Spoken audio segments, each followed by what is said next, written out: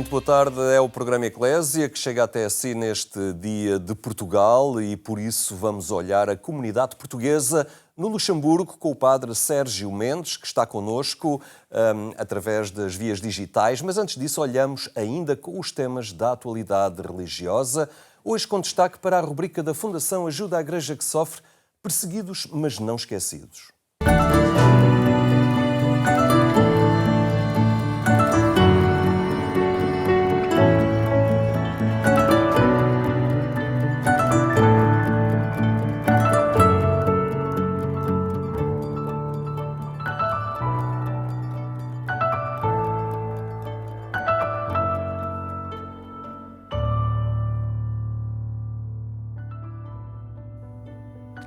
Amanhã começa o Mundial de Futebol. Infelizmente, o horário de muitos dos jogos não é o melhor. Felizmente, parece que Portugal até está em forma e pode mesmo aspirar a muito. Quem sabe, até trazer a taça. Mas hoje quero falar-vos de um outro campeonato, menos conhecido, jogado em campos sem iluminação, sem bancadas, às vezes mesmo sem balizas. Bem, mas há sempre alguma coisa a fazer de baliza. Uns troncos de árvores, umas mochilas no chão, umas pedras. Hoje quero falar-vos de um campeonato que acontece todos os dias em praticamente todos os países do mundo, em que uns rapazes e umas raparigas disputam a bola, às vezes uma bola de trapos, mas com um entusiasmo que não desmerece dos grandes ídolos. É o futebol da vida, uma vida que fervilha nos campos de deslocados, nos pátios das paróquias, nas ruas das vilas e das cidades. É o futebol da paz, é o futebol que a Igreja promove em todos os lugares onde está presente.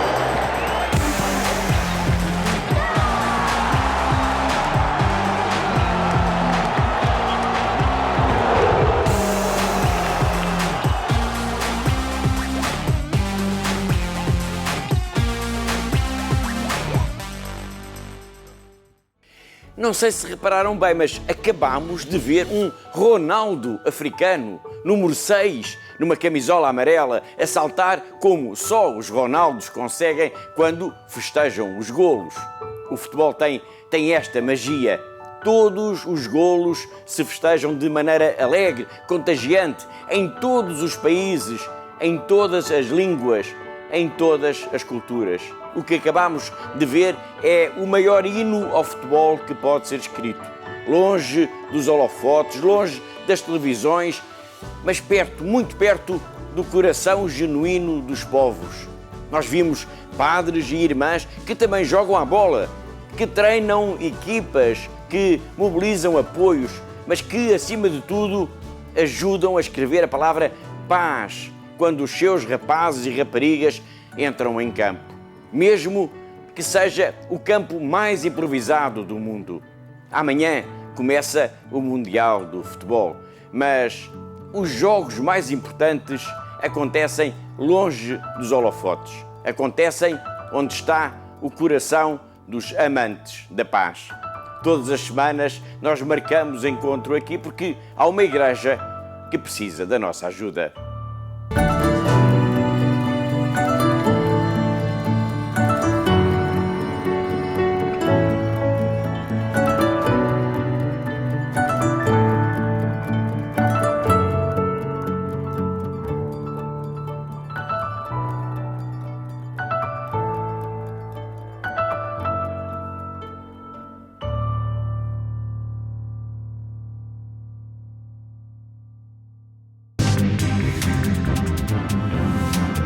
Chanceler do Patriarcado Latino de Jerusalém afirma que imitar a atitude de Cristo é o caminho que assegura a vitalidade da comunidade cristã na Terra Santa.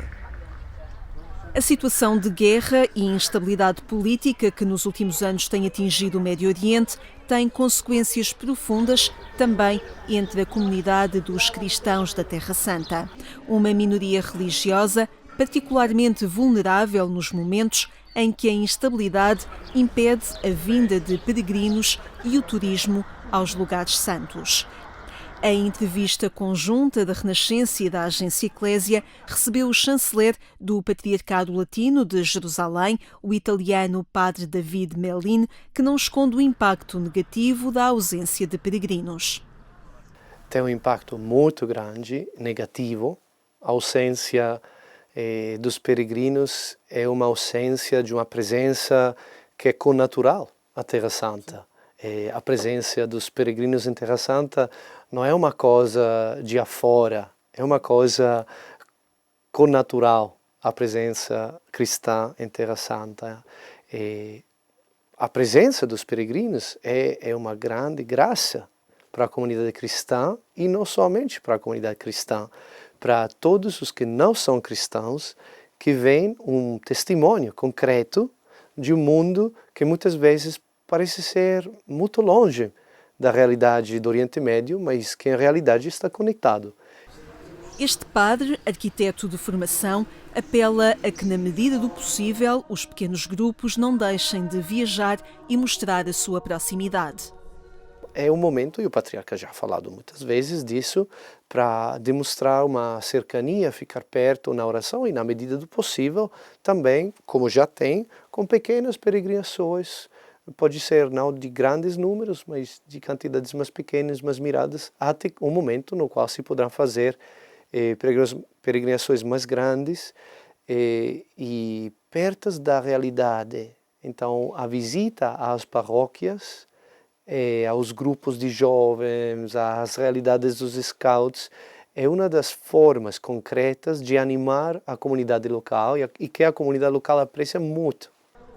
Entretanto, o Patriarcado Latino de Jerusalém continua a levar a cabo um programa de apoio em diversas frentes dirigido às comunidades locais, não apenas cristãs.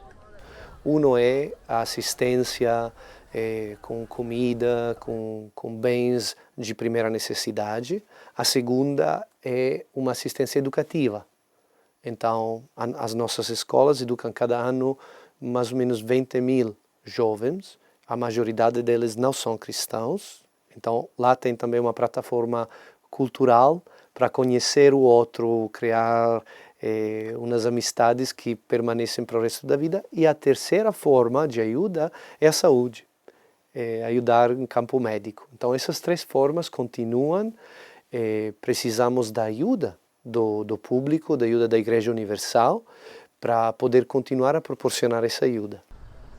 A prioridade é a educação e o Patriarcado Latino tem até um portal para facilitar as doações que visam assegurar bolsas de estudo ou o sustento dos professores e estruturas educativas ligadas à Igreja Católica, que são também frequentadas por outros grupos religiosos. Entretanto, segundo este sacerdote, em Gaza, os cristãos passaram de 1.000 para 600, em virtude das mortes e das migrações.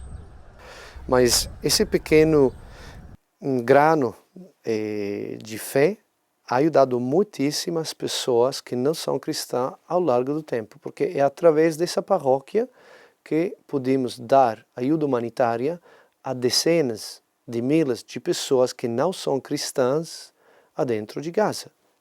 Temos distribuídas milhares e milhares de toneladas de ajuda humanitária ao longo dos últimos 2 anos, precisamente graças à presença desses 600 cristãos. Então é um pouco a parábola de Jesus que fala da levadura, ser uma levadura que fermenta, exatamente. Para este sacerdote, o incidente ocorrido na Semana Santa, quando o Patriarca Latino de Jerusalém foi impedido de entrar na Igreja do Santo Sepulcro, acabou por revelar a importância e a universalidade deste lugar.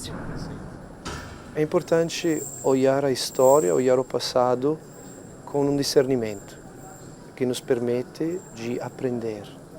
Não tanto de dizer, fizeram bem, fizeram mal, isso é importante, mas uma parte do discurso temos que aprender que, para mim, o que essa coisa reforçou em mim é a consciência profunda que Jerusalém, que a Basílica do Santo Sepulcro de Nosso Senhor Jesus Cristo, tem uma importância mundial, global, não somente para os cristãos, sino para toda a comunidade internacional. E isso é, sem dúvida, uma estrela que temos que seguir. Entretanto, os cristãos são chamados a ser fermento num lugar difícil e a enfrentar a violência num espaço que acolhe a revelação de Deus. Eu lembro uma coisa que me diz um exorcista uma vez. Me falou, os lugares onde tem a mais forte manifestação de Deus, tem perto os lugares onde se tem também uma manifestação muito forte do diabo. Então, a Terra Santa, sem dúvida, é um lugar onde tem toda a realidade da encarnação e da história da salvação. E o mal que nós vemos em Terra Santa, não somente nesse momento, é também conectado a uma guerra espiritual em contra dessa realidade salvífica. E como pessoas de fé, estamos chamados a reconhecer isso e a actuar de consequência. Nesta entrevista, também a questão do porquê permanecer e de onde vem essa força para ficar. Essa alegria vem do encontro, o encontro com a pessoa de Jesus Cristo.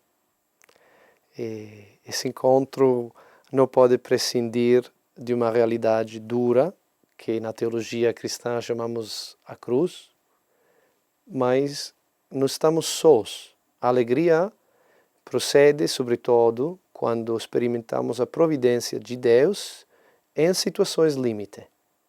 Isso não transforma a situação, cambiando-la, fazendo de uma situação difícil uma situação fácil, mas nos dá a força para ficar adentro dessa situação, como um barco na tempesta, seguros que não estamos sós.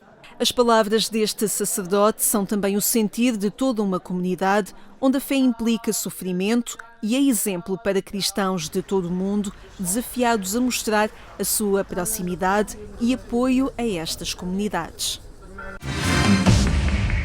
Já sabe que é em agência.eclesia.pt que pode encontrar estes e outros temas da atualidade religiosa. Agora, e neste Dia de Portugal, vamos ao encontro dos portugueses no Luxemburgo. É ali que o padre Sérgio Mendes desenvolve o seu trabalho pastoral dedicado ao acompanhamento espiritual dos nossos compatriotas.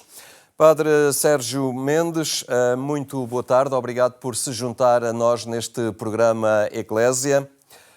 Pergunto-lhe como é que por aí se vive o Dia de Portugal. É um dia em que a comunidade portuguesa se junta de forma especial e festeja de forma particular? Olá, muito boa tarde, obrigado pelo convite.